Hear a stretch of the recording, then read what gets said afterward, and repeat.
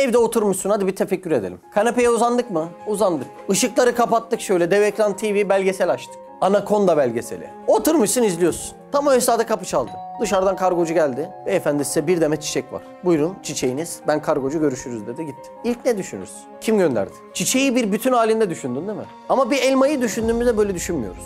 Elmayı kim gönderdi diye düşünmeden rahat rahat hatır tutut diye yiyoruz. Çiçek yenmiyor diye mi öyle, onu bilmiyorum. Ama kimin gönderdiğini arkasına bakmıyoruz. Mesela elmanın tek başına sana bir anlam ifade etmesi için elmanın içerisinde şöyle bir tabir kullanılıyor. Sonsuz potansiyel kuyusu. Duymuş muydunuz bunu? Şu elmanın oluşumu için kainatın tamamının potansiyeline ihtiyacı var mı girift halinde? Elmayı tek kopardığın anda elmanın kendi sana hitap ettiği tavır, ben sonsuz potansiyel kuyusuyum. Olmam için bütün gerekli olan ihtiyaçların ve potansiyellerin hepsi benim kuyumda mevcut demesi lazım. Çiçeğe bu gözle baktın değil mi? Ya bunu kim gönderdi? Elmaya da aynı nazarla bakalım. Bunu kim gönderdi? Bunu gönderene ne lazım? Elma ile toprak lazım. Toprağa ne lazım? Gübre lazım. Gübreye ne lazım? Hayvan lazım. Hayvana ne lazım? Ot lazım. Ota ne lazım? Su lazım. Suya ne lazım? Buluta ne lazım? Güneşe ne lazım? Kainat lazım. Şu elmaya baktığında sonsuz bir potansiyel kuyusu görüyorsun işin altında, öyle değil mi? Demek ki bu sadece böyle yenilebilecek bir şey değil. Bir muhataba gösterilen, ben de kainatın bütünü arasında ufak bir parçayım, ufak bir yapıyım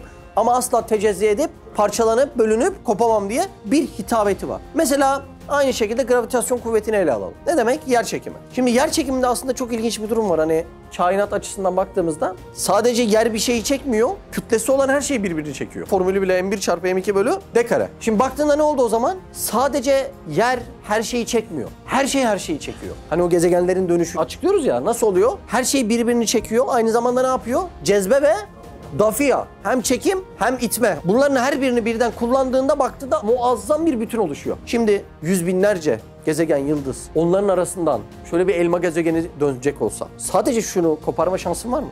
Asla yok. Bu neyi gösteriyor? Benim sadece kendimdeki çekim ve itim. Değil mi? Cezbe ve dafiya.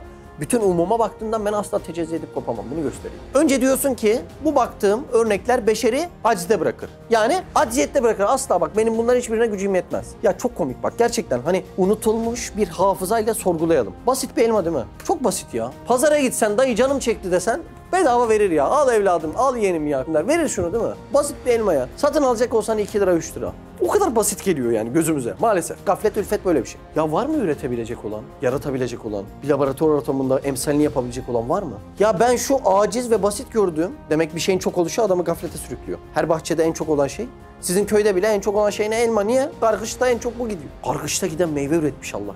Nasıl bir icat bu ya? Ama benim elime çok geçtiğinden dolayı ben adi ve basit bir nazarla bakıyorum buna. İnsan acizde bırakıyor. Şimdi beşeri acizde bırakan, şuna baktığında şunu diyorsun. Şu işlerin en küçüğünü kim yapıyorsa, yani bir elmayı dahi kim yapıyorsa, kainatın tamamını, umumunu da aynı zat yapmak zorundadır diyorsun.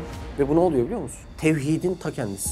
La ilahe illallah hakikati bu demektir işte. Kendi diğer ayetleriyle, kainat kitabıyla değil mi? Kitabı kebiri kainat. Buradaki başka ayetleriyle, ayet ne demek? Delil demek. Şu yediğin elma bununla bir delil. Bu hakikati birleştirmek, la ilahe illallah hakikatini birleştirmek, işte bu tam bir tevhid dersidir.